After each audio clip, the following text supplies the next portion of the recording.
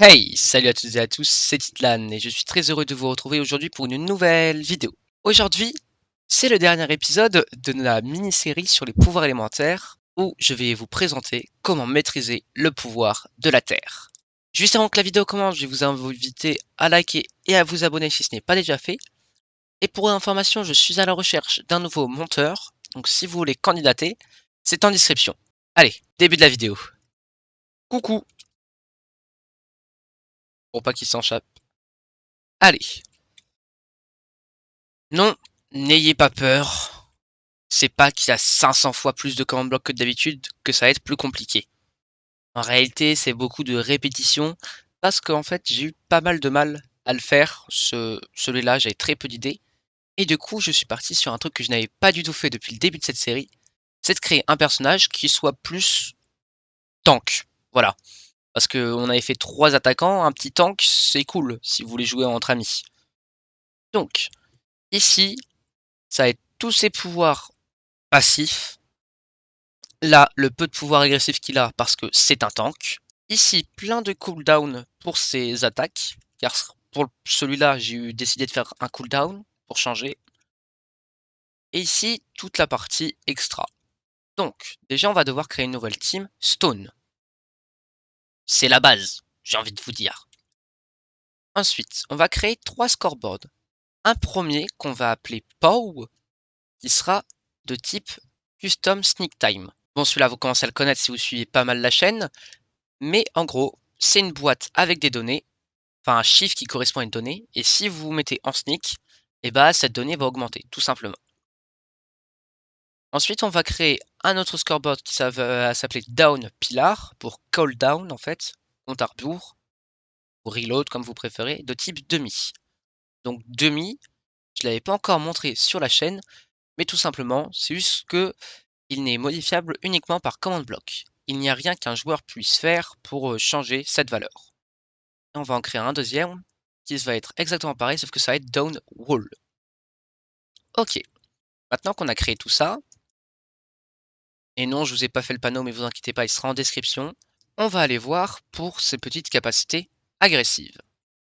Donc, en premier, on va faire un execute sur tous les joueurs qui sont dans l'équipe Stone et qui ont un score de POW à 100 ticks ou plus. Donc 100, sachant que ça augmente une fois par tick, ça veut dire qu'il s'est sneak pendant 5 secondes, parce qu'il y a 20 ticks par seconde. 2 points pour le dire ou plus. Sur ces joueurs, on va exécuter la commande slash effect give pour eux un effet d'absorption, donc ces petits cœurs jaunes qui apparaissent quand vous mangez une golden apple, pendant une seconde de niveau 20, pour être sûr qu'ils prennent pas trop cher. Puis de toute façon, c'est un tank. Je pense même qu'en réalité, on pourrait tout simplement le réduire, par exemple mettre 10, et le mettre plus longtemps, comme 5 secondes. Et après, sachant qu'il n'a que 5 secondes à sneak, ce serait un petit peu pété. Donc moi, je vais laisser comme il est. Ensuite, on reprend exactement le même début de commande, donc execute as arrobasa dans l'équipe Stone, qui ont un score de POW à 100 ou plus. Alors là, on va faire un run summon, donc faire apparaître une entité, qui est une TNT. Donc qui va exploser. C'est pour ça qu'on lui donne de l'absorption, pour pas que ça le tue. Et pour finir, on va faire un scoreboard player reset de tous les joueurs qui ont le score de POW à 100 ou plus, de POW. Donc ça, qu'est-ce que ça veut dire? C'est que tous les joueurs qui ont le score de POW à 100 ou plus, alors on va leur remettre à 0. Voilà. Ça, c'était pour la partie agressive. Et vous avez vu, il y en a qu'une, parce que c'est un tank.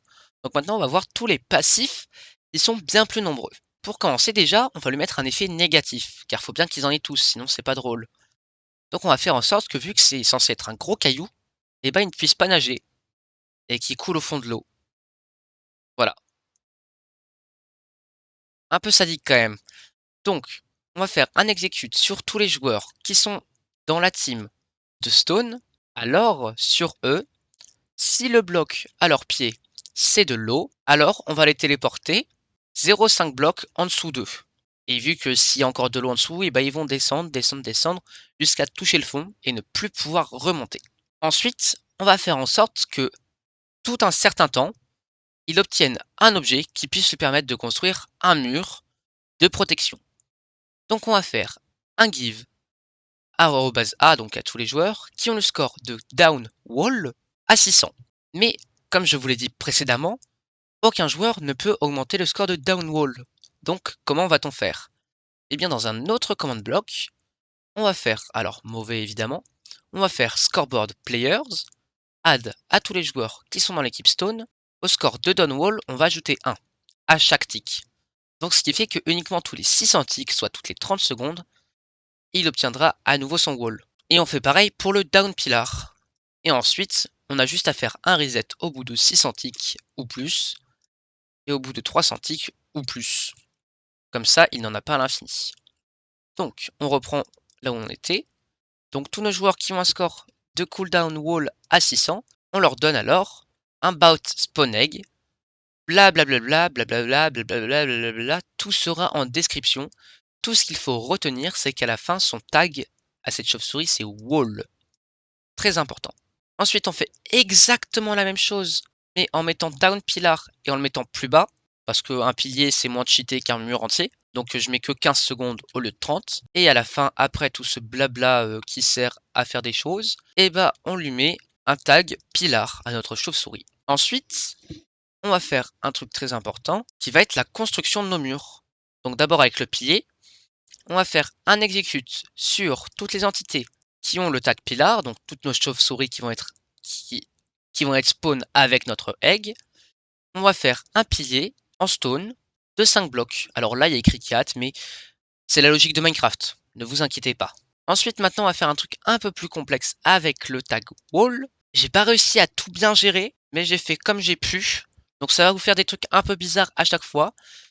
Mais c'est pas avec des aignées qu'on va faire ça. Des tildes, je sais plus comment ça s'appelle, mais avec des petits chapeaux. Voilà, qui se trouvent à droite de votre touche P normalement. Et donc sur ces coordonnées bizarres là, on va mettre de la stone. De la stone. Aussi, petite précision, vous pouvez bien évidemment mettre un petit keep à la fin pour pas que ça puisse détruire les autres blocs qui seraient dans ce champ là. Pareil ici. Et pour finir, on va kill toutes les entités qui ont notre tag wall.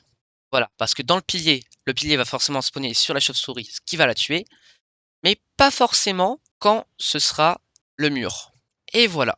Maintenant qu'on a tout notre système qui est prêt, on va pouvoir le tester.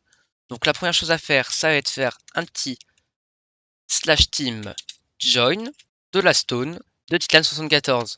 Bon, encore une fois, d'habitude je fais un panneau, là je ne l'ai pas fait, je vous mettrai quand même en description. Et d'ailleurs, toutes les commandes seront en description. Juste en dessous du formulaire pour postuler si vous voulez devenir monteur. En dessous du bouton s'abonner. Si vous voulez cliquer dessus, bah ce serait cool. Donc maintenant qu'on a rejoint notre équipe, on va pouvoir faire toutes les mises en situation. Dans un premier temps, on va vérifier si on coule bien.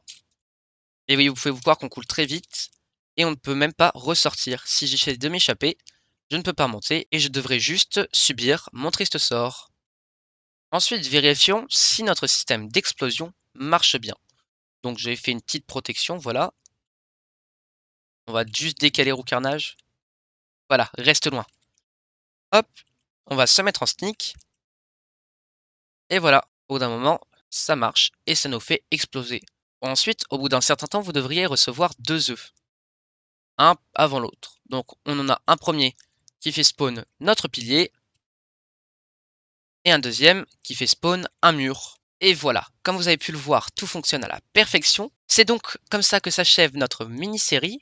Alors, je vous rappelle que dans l'épisode 1, je vous avais dit que si la vidéo atteignait 15 likes, je ferai un data pack pour que vous puissiez jouer plus facilement. On a atteint les 15 likes. Petit dégoût. Je vais être obligé de me refaire un data pack qui sortira sûrement dans 1 ou 2 vidéos. Donc d'ici à 2 semaines. Encore une fois, si la vidéo vous a plu, n'hésitez pas à liker et à vous abonner si ce n'est pas déjà fait. Vous pouvez toujours vous désabonner après si mon contenu ne vous plaît plus. Je vous rappelle également que je cherche toujours un monteur, le lien est en première ligne de description pour postuler. D'ici la prochaine vidéo, portez-vous bien, c'était Zidane. Allez, salut!